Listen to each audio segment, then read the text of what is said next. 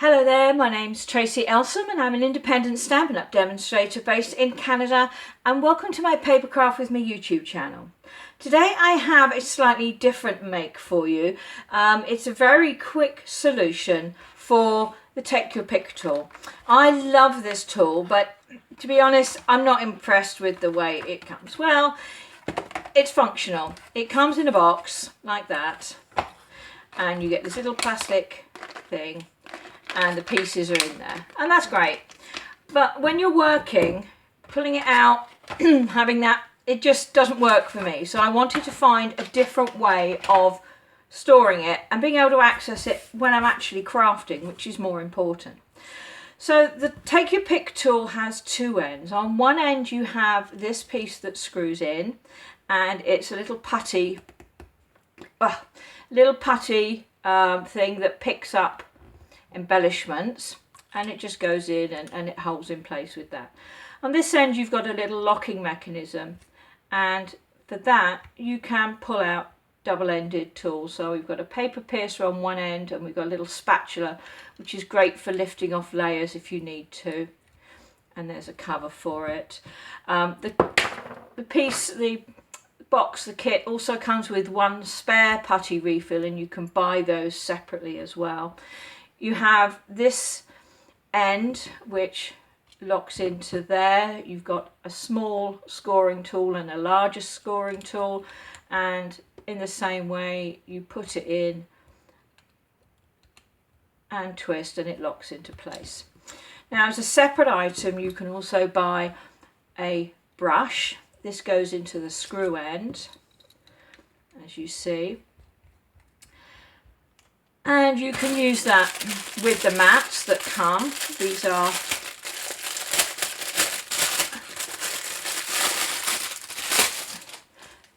two firm foam mats, and you put your die on there, rub the brush over it, and it gets all those teeny tiny pieces out of your die.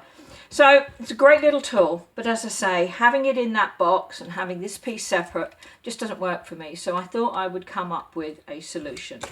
So to start, I have this piece of card. It's Pretty Peacock card, and it's cut 8 inches by 8 inches. And I have shortened a couple of steps just to make it easier and quicker for us. So I'm going to use my Stampin' Up! Paper trimmer and put my 8x8 card here at the 2-inch mark, and I'm going to use the scoring blade, which is this lighter blade, to score the card at 2 inches. Then I'm going to turn it around, and I'm going to score it again. Turn it around, and each time I'm just scoring at 2 inches.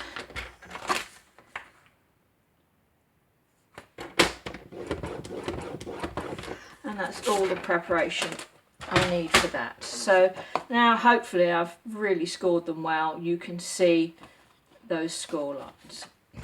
So then, using my paper snips, I'm just going to cut up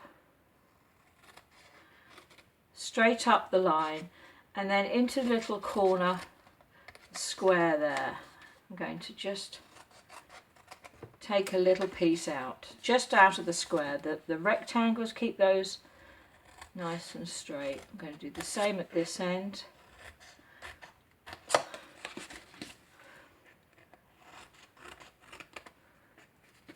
Turn it around and do the same to the other two corners. So straight up the rectangle, and then cut a little notch from the square. And one more. Now, those of you who've seen some of my other YouTube videos, you'll know that this is a simple tray box that you could use just as an open tray, or you can use it to create a box with a separate lid. So there's my piece. Now all I need to do is grab my bone folder, and I'm going to sharpen all those creases. Really simple.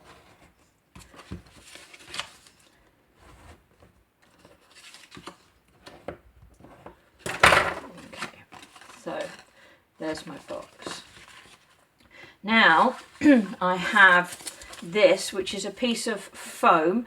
It's a floral foam. It's quite hard, and it's a foam for using on dried flower arrangements. So I found this in my local Michael's store. It is 1 5/16 deep by 3 7/8 by 3 7/8. So that's why I've started with my box at 8 by 8, because that piece now will fit nicely inside like that, as you can see. So with that in place, let's just glue everything together. So I'm going to be really lazy, and I'm just going to do, there we are, a little bit of Tombow, a little bit of liquid glue, and press the sides. I'm going to turn it around. I'm going to do the same thing on the other side.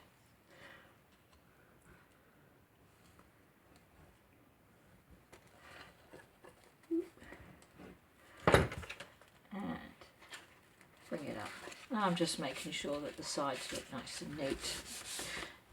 Liquid glue just gives you a minute to adjust everything. So there we go. There's my box. Now, earlier on I cut 4 pieces. These are 1 3/4 by 3 3/4, and these are from the Lily Impressions Designer Series paper that's free with Celebration right now.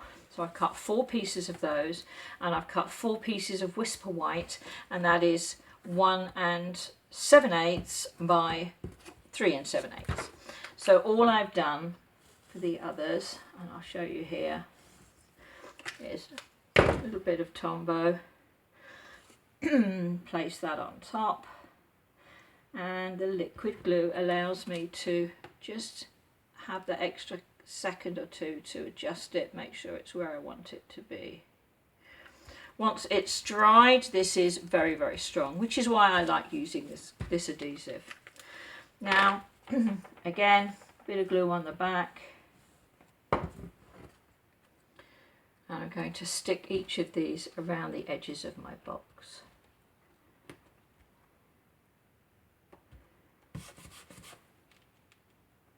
And Pretty Peacock is one of the colours used in this paper, which is why I chose that particular colour. You can see what I'm doing. Make sure my water lilies are the right way up. That's always a good thing, otherwise that would drive me nuts for the rest of my life. Number 3.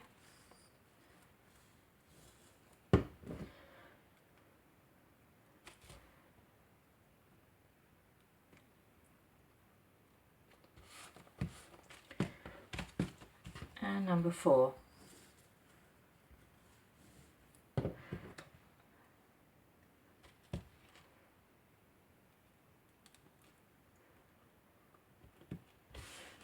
Okay, so there we are.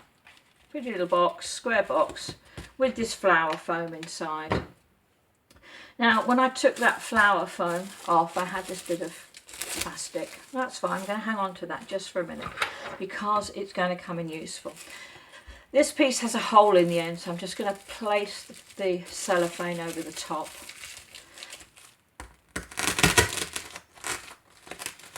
And I've just pushed it into. Now that piece will stay in place. Again, this one's got a hole in the end, so I'm going to use the plastic just to make sure that I don't get these bits of foam up inside while I'm moving that in. That holds in place perfectly. The same with these. These have a little hole, so the plastic is just being used to prevent any odd little bits going inside while I'm pushing these into the foam. Once I've made the hole, I don't need to worry about it anymore. There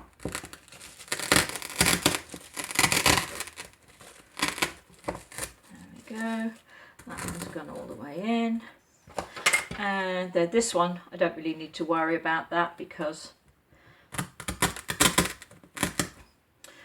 it will just cut its way in without any problem. And I'm going to do this putting the pointy end in just because that makes it safer in terms of not stabbing myself every time I go to this particular unit.